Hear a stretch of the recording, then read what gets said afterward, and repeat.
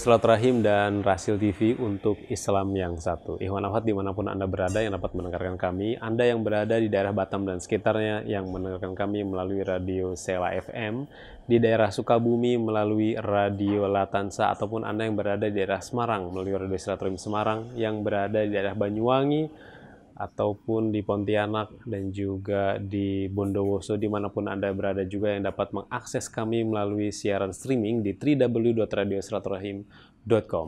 Sahur bersama tokoh kali ini kami menghadirkan Bapak Novel Baswedan. Di sesi pertama tadi kita sudah banyak mendapatkan cerita-cerita dari beliau, dan saat ini kami sedang berada di rumahnya di daerah Kelapa Gading. Baik, Pak Novel, kalau di sebelah mata kanan ya, di atas itu ada bekas luka. Kalau itu bekas luka apa, Pak? Ini ya. Iya, yang codetan itu. Jadi pada sekitar pertengahan tahun 2016. Kalau itu bukan yang penyangaran kemarin, bukan ya? Bukan. Beda lagi. Itu ketika saya sedang melakukan pengecekan barang-barang yang digunakan untuk proyek EKTP. Saya datang ke NTB, Iya. ke daerah Dompu. Di perjalanan kemudian saya tidak tahu masalah apa, sopirnya yang membawa saya dari Sumbawa lah ya, menuju ke Dompu, sama-sama di Pulau Sumbawa ya. Itu di tengah perjalanan masuk ke jurang. Wah, Masuk ke jurang. ini sih mau tahu ceritanya ini. Iya, masuk ke jurang, dan itu kejadian tengah malam rasanya. Tengah malam. Tengah malam. Dalam mobil itu berapa orang? Dalam mobil ada 2 orang penyidik dan ada dari auditor yang ikut dalam rangka penghitungan kerugian keuangan negara. Kalau masuk jurang, saat itu saya berupaya mencegah, karena di depan itu ada teman saya dari auditor dan ada di belakang ada beberapa 2 orang perempuan. Saya mencegah agar mereka tidak sampai kebentur kaca di depan gitu. Saya pegangin mereka begini karena saya duduk di nomor 2, sub nomor 2. Kemudian malah justru saya meluncur ke depan. Dan posisi jatuhnya tuh jatuh yang kepala duluan begini. Dan itu jurangnya cukup tinggi, tidak terlalu dalam, terlalu dalam ya. 3 meter. Itu dari jalan malam. Dari jalan turunan begini, belok, dia lurus masuk jurang.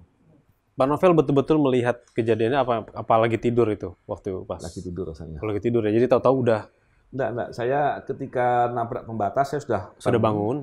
Jadi saya melihat ketika mobil jatuh ke depan, karena saya memegangi kanan kawan-kawan saya yang lain, saya justru malah meluncur ke depan, kepala kebentur ke kaca depan. Sehingga kaca depan itu pecah kena kepala saya, dan kemudian mobil berbalik, roda di atas.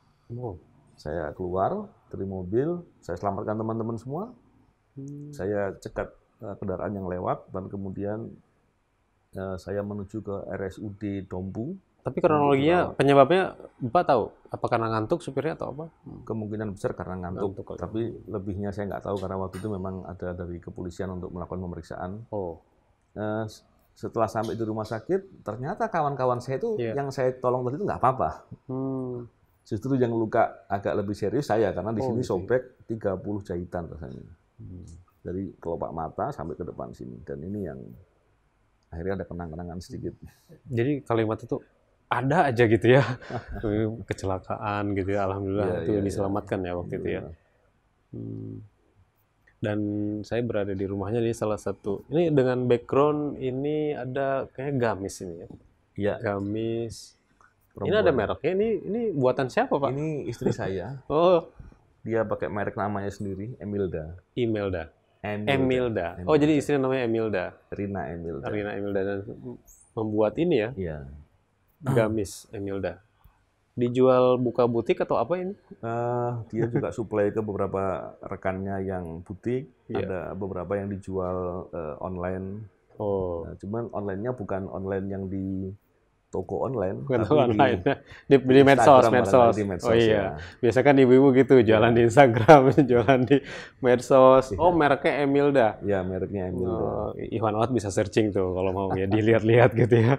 Baik, Pak Novel, kalau saya googling, di sini Pak Novel disebut salah satu cucu dari anggota BPUPKI, Abdurrahman Baswedan. Walaupun sebenarnya kakeknya justru Pak Umar Baswedan ya. Tapi dari sosok Pak Abdurrahman Baswedan ini Ini kan tokoh nasional juga yang kita kenal. Iya, memang saya sendiri kemudian menjadikan beliau sebagai teladan, di mana sebagai pejabat saat itu betul-betul menjadikan jabatan itu sebagai amanah dan berani berjuang untuk kepentingan bangsa, untuk kepentingan rakyat dengan segala resiko. Memang saat itu saya masih kecil ya, artinya saya bertemu dengan beliau juga saat saya masih sangat kecil, sehingga saya belum banyak tahu. Memang yang cucu langsungnya adalah Bang Anies ya, Anies Baswedan. Saya dengan Bang Anies adalah sepupu kedua. Jadi ayahnya Bang Anies dengan ayah saya itu sepupu. Saya sepupu kedua. Ini keluarga besar Baswedan ya? Ya, keluarga besar Baswedan. Cuman termasuk dekat lah hubungannya saya dengan Bang Anies. Memang ini yang kita lihat sekarang ini, kita melihat krisis keteladanan dari para pejabat. Karena pejabat itu kan mestinya menjadikan jabatan sebagai amanah. Dan tanggung jawab. Tapi tidak sedikit yang kita lihat bahwa jabatan digunakan untuk mencari keuntungan. Nah itu bagaimana tuh Pak Novel? Jabatan untuk mencari keuntungan, memperkaya diri. Padahal kalau kita lihat bahwa negara Indonesia, negara itu adalah bagaimana kesatuan dari tujuan bersama masyarakatnya, sehingga dibentuklah negara. Diberikanlah untuk menciptakan kesejahteraan masyarakatnya, diberikanlah kewenangan-kewenangan kepada aparatur. Ketika aparaturnya yang diberikan kewenangan justru malah melakukan untuk kepentingan sendiri, kepentingan kelompoknya, itu pengkhianatan sebetulnya. Ini tanggung jawab yang sangat berat. Tentu itu bukan suatu hal yang sederhana. Inilah yang kemudian kesadaran ini yang mesti harus ditumbuhkan kembali, didakwahkan, agar orang-orang yang masih berbuat seperti itu sadar bahwa itu keburukan yang luar biasa dan itu tanggung jawabnya sangat berat nanti di akhirat. Ini yang mesti harus disadarkan benar-benar kepada pejabat-pejabat kita yang masih seperti itu. Pak Novel membangun kerjasama tim di KPK, di dalam pengalamannya Pak Novel menjadi seorang penyidik tuh bagaimana sih? Karena kan tidak semua semangat juang itu sama antar penyidik. Ada yang ketika diberikan ujian sedikit langsung menyerah. Ada yang justru diberi ujian tuh malah makin kuat gitu ya. Nah, membangun kerjasamanya bagaimana? Karena kan pelemahan terhadap KPK kita tahu seperti apa. Sebetulnya begini, setelah KPK mengalami cobaan atau cobaan demi cobaan, dan gangguan-gangguan. Tentu ini menjadi tantangan bagi pegawai-pegawai di KPK yang kemudian kita bisa melihat apakah kemudian menjadikan itu sebagai pelecut semangat atau justru malah larut atau malah takut. Nah ini yang nggak boleh terjadi, yang nomor 2, nomor 3 tadi. Bagaimana cara membentuk kerjasama dalam suatu tim atau kelompok agar bekerja betul-betul kembali bahwa kita bekerja itu karena Allah. Kita bekerja itu karena ibadah. Oleh karena itu, ibadahnya dalam waktu-waktu bekerja itu mesti harus dijadikan prioritas. Contohnya ketika waktu sholat, waktu azan, tentunya setiap pekerjaan mesti ditinggalkan. Ketika kita fokus kepada ibadah, maka urusan-urusan lain Allah yang akan tolong. Ketika kita fokus kepada ibadah, kita akan sadar bahwa segala sesuatu karena Allah dan itu membuat keberanian. Orang bisa saja bilang, oh ya jujur, saya akan jujur dan lain-lain. Jujur itu nilai yang baik. Terus bagaimana dengan berbuat jujur? Orang berbuat jujur bisa jadi kalau kita nilai dengan hal-hal yang sederhana sangat mudah. Tapi ketika jujur itu berakibat sesuatu kepada dirinya, apakah akan masih jujur? Ini tantangannya lebih meningkat. Begitu juga dengan keberanian. Orang berani akan menilai, saya berani untuk berbuat ini, kira-kira kalau saya berbuat, yang belain saya siapa gitu. Akan masih begitu, atau musuh saya atau yang nyerang saya siapa. Ketika yang menyerang jagoan, yang belain sedikit atau nggak banyak atau nggak kuat, dalam perspektif nggak kuat tanda petik ya, itu kemudian dianggap, wah kalau begitu kita mesti cari jalan lain dan lain-lain. Padahal kalau kita betul-betul sandarkan diri kepada Allah, Allah Maha Kuat, Allah Maha Tahu, Allah Maha Menentukan, sehingga kalau nggak berani ya keterlaluan. Toh juga apapun yang terjadi kan takdir Allah. Tidak mungkin terjadi sesuatu kecuali hanya yang Allah kehendaki saja. Hanya yang telah Allah takdirkan, yang Allah telah tentukan sebelumnya. Artinya kalau kita mendasari kepada itu, kita tentu akan berani, dan orang yang takut ini ialah yang mesti harus diperbaiki kembali ibadahnya. Biasanya ibadahnya bermasalah. Biasanya ibadahnya bermasalah. Biasanya. Saya ingin bertanya mengenai perasaannya Pak Novel ketika menjadi penyidik KPK. Kita tahu dalam catatan beberapa, dalam 10 tahun terakhir lah, banyak kasus-kasus besar yang terjadi di bangsa ini gitu ya. Dari mulai KTP, Senturi, lalu saking banyaknya saya jadi lupa Iwan Ahmad. Nah, perasaannya ketika tahu pas kasus ini, pejabat ini kerugiannya begini, atau kerugiannya sebesar ini, itu perasaannya bagaimana waktu itu Pak? Ya. Kalau kita kan astagfirullah, masya Allah. Tapi kalau Pak Novel kan langsung ada konsep, langsung ada rencana gitu. Harus begini. Ya. Memang begini. Pada saat kita melihat kejahatan yang korupsi yang besar, tentu kita sangat prihatin. Karena apa? Efeknya pasti kembali lagi ke masyarakat dan kepada negara secara keseluruhan. Yeah.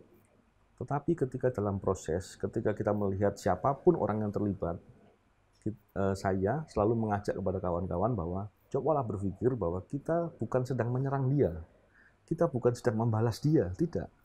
Tapi kita sedang menolong dia. Tahukah bahwa orang yang berbuat jahat itu ternyata kalau kita lihat dari sisi kriminologi ya, itu orang tidak bisa lepas dari kejahatan yang dia lakukan, atau istilahnya adiktif lah.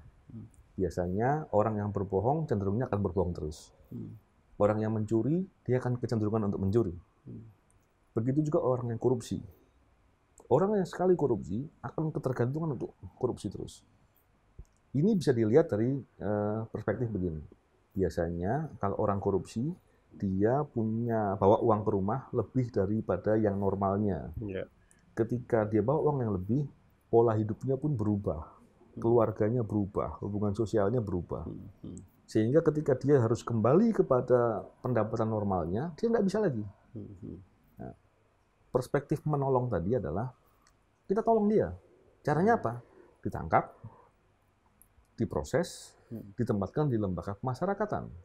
Sehingga dia bisa bertobat, dia bisa kemudian tidak mengulangi itu lagi, dan dia mengambil jalan untuk memperbaiki dirinya. Dengan harapan, kalau dia dibiarkan terus menjadi pejabat dengan cara korupsi itu, maka dosanya akan bertumpuk terus ke dia.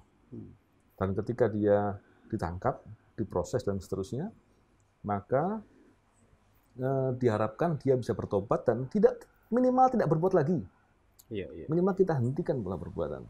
Begitu juga dengan bagaimana merampas uang-uang hasil kejahatan. Orang yang berbuat korupsi kecenderungan adalah bagaimana menjaga atau mengamankan harta hasil korupsinya agar tetap dimiliki.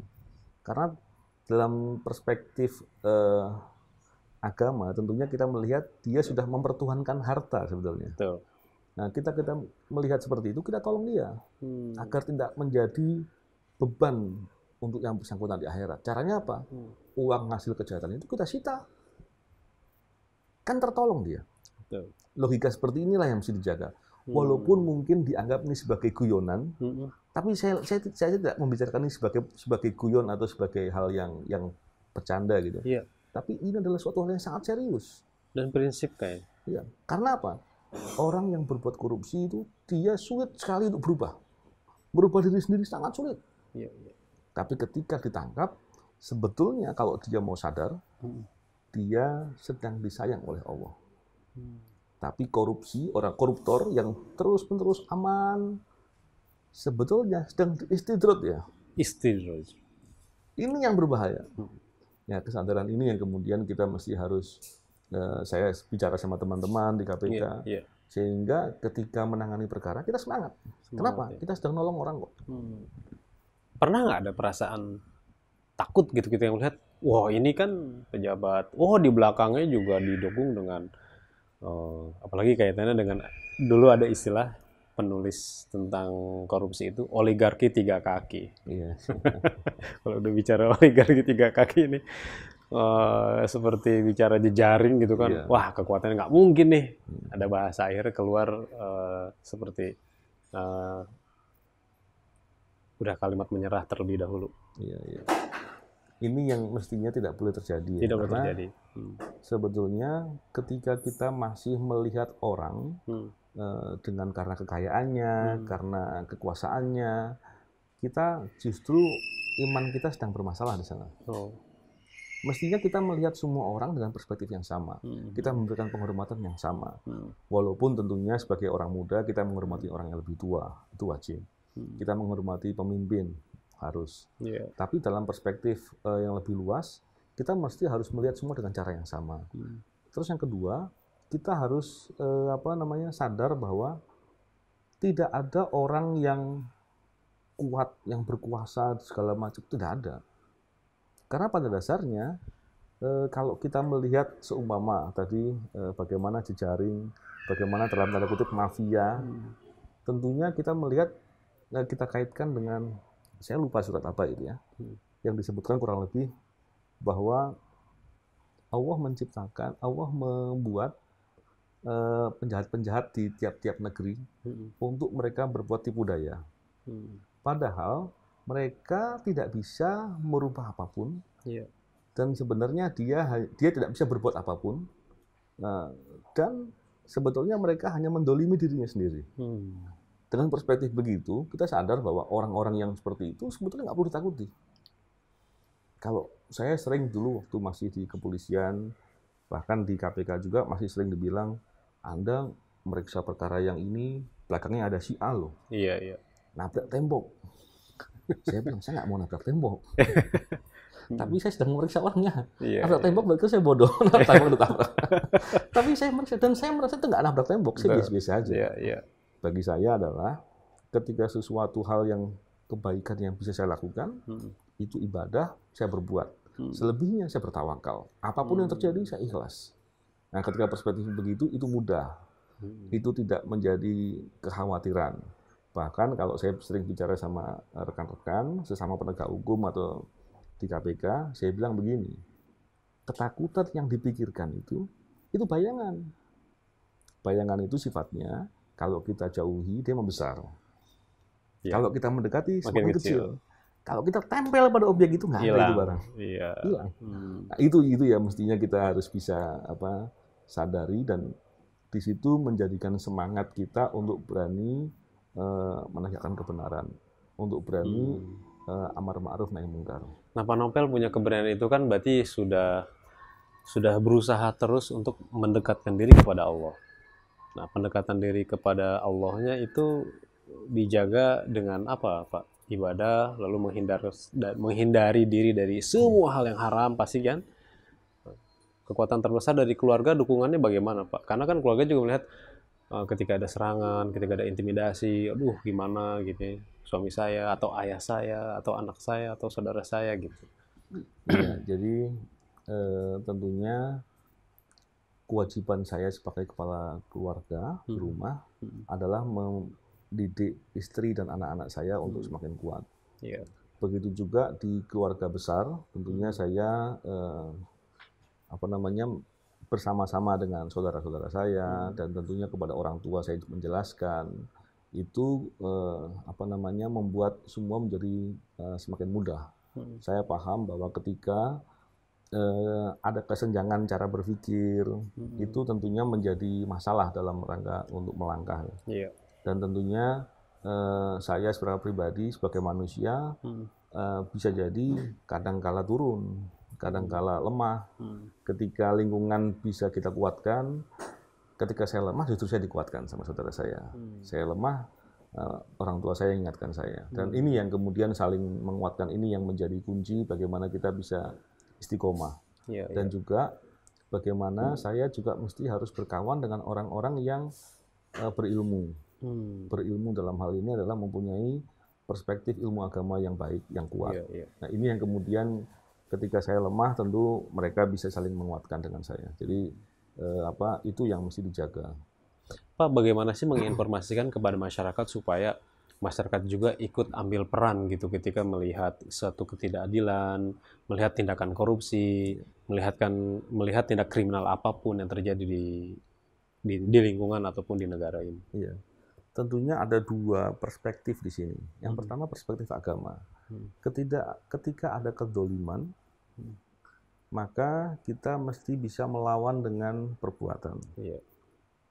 Apabila belum mampu, dengan lisan. Setidak-tidaknya minimal kita melawan dalam hati, dan itu selama-lamanya iman. Perspektif yang pertama seperti itu. Perspektif yang kedua adalah perspektif kepentingan. Sebagai masyarakat, sebagai warga negara, kita berkepentingan terhadap bangsa dan negara. Ketika kita melihat itu kita punya kepentingan, di sisi lain dari perspektif hukum kita juga punya hak untuk menyampaikan apa-apa yang berhubungan dengan pengetahuan kita terkait dengan kejahatan-kejahatan yang terjadi, dalam hal ini korupsi ya. Maka itu yang harus diambil adalah bagaimana untuk berani melaporkan. Melaporkan sendiri banyak cara. Melaporkan secara langsung, melaporkan melalui tertulis, dan bahkan sekarang ada laporan yang disebut whistleblower system. Pelaporan yang pelapornya tidak perlu diketahui. Dan itu banyak sekali. Dan aparatur yang menerima laporan itu bertanggung jawab dan berkewajiban untuk melindungi. Baik. Pak Nopel seberapa dekat dengan Pak Anies, Gubernur DKI saat ini? Ya, saya dekat. Saya sering komunikasi sama Pak Anies. Dan saya selalu berdoa semoga Pak Anies tetap istiqomah untuk menjadi pemimpin sebagai Gubernur Jakarta. Pak Nopel tahu nggak kira-kira tekanan apa yang akan didapatkan oleh Pak Anies jadi gubernur nih setelah melalui rintangannya juga yang lumayan ya? Iya. Saya sering diskusi sama Pak Anies, sama Pak Anies. Dan sebelum menjadi gubernur pun saya sudah banyak memberitahu resiko-resiko, peluang-peluang dan lain-lain yang akan dihadapi untuk sebagai gubernur apabila betul-betul mau menegakkan kebenaran. Tapi resiko itu mestinya harus dipandang sebagai hal yang tidak perlu ditakuti. Tapi suatu hal yang tantangan yang kita bisa melihat bahwa sesuatu yang besar, yang baik, tentu juga resikonya besar. Yang pertama itu. Yang kedua, resikonya yang dianggap besar itu pun tidak lepas dari takdir Allah, dan itu tidak perlu ditakuti sama sekali. Kalaupun terjadi, itu pasti kebaikan. Karena kita hidup tidak hanya di dunia. Balasan yang kita harapkan adalah balasan di akhirat. Jadi ini yang mesti harus, keseimbangan ini harus kita pahami. Betul. Baik, saya akan ke pertanyaan terakhir nih, karena waktu yang sudah membatasi kita. Kalau Ramadan, Pak Nopel, momen spesial apa bagi seorang Pak Nopel Baswedan kalau misalkan setiap datang Ramadan ini? Iya, tentu Ramadan adalah waktu yang terbaik untuk kita ibadah. Tentu dengan itu maka kita mesti harus menjaga agar bisa ibadah semaksimal mungkin. Dan setelah itu kita bisa menjaga agar peningkatan ibadah yang dilakukan di bulan Ramadan bisa kita jaga juga untuk di waktu-waktu yang selanjutnya. Oleh karena itu, sebelum Ramadan mesti harus dipersiapkan. Apabila kita bisa mempersiapkan, kita melatih diri sebelum Ramadan, ketika masa Ramadan masuk, maka kita bisa meningkatkan ibadah dengan seoptimal mungkin. Saya kira peningkatan itu harus dilakukan dengan sungguh-sungguh. Karena balasan yang akan diperoleh sangat besar. Ketika kita melihat dengan perspektif seperti itu, apabila kita kaitkan dengan balasan di dunia seandainya, kira-kira kita berjuangnya seperti apa seandainya ingin mendapatkan, dibilang bahwa Anda sholat malam dikasih mobil 1, waduh pasti ya kan, kalau perlu semalaman suntuk gitu. Artinya ketika kita memahami perspektif itu, tentu ini waktu yang sangat betul-betul mesti dijaga dan betul-betul diperhatikan, karena jangan sampai rugi. Gitu. Tadi kalau Pak Novel bilang bahwa orang baik itu pasti disukai oleh banyak orang, tapi orang baik juga yang menyukai.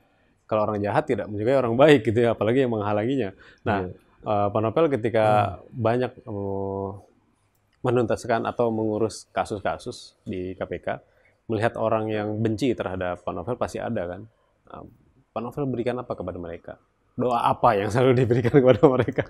Iya, jadi begini, saya sering kemudian ketika berbuat kebaikan, menegakkan kebenaran, dimusuhi, bahkan difitnah. Terkait dengan hal itu, kesadaran pertama yang saya harus pahami adalah apa yang mereka lakukan itu tidak membuat saya rugi sedikit pun. Bukankah ketika difitnah, pada dasarnya dia sedang setorkan pahalanya dia ke saya. Iya. Ataupun kalau sudah habis pahalanya dia diambil dari saya. Betapa baiknya dia. Yang kedua, apabila dia melakukan sesuatu atau menyampaikan sesuatu yang tidak benar kepada diri saya atas perbuatan saya, dan ternyata betul-betul saya berbuat tidak benar, maka itu alangkah baiknya dia berbuat begitu. Dia mau perhatikan, betul-betul cari kesalahan saya, ada kesalahan dia kan ini kan. Daripada kita bertanggung jawab di akhirat, jauh lebih berat. Jadi saya kira tidak ada ruginya sedikit pun. Dan oleh karena itu, kalau ditanya apa doa yang akan diberikan kepada orang-orang itu, karena mereka adalah saudara-saudara kita, dan kita harus sayang kepada mereka, maka doa yang kita selalu sampaikan adalah agar orang-orang itu mendapat hidayah. Orang-orang itu mau berubah.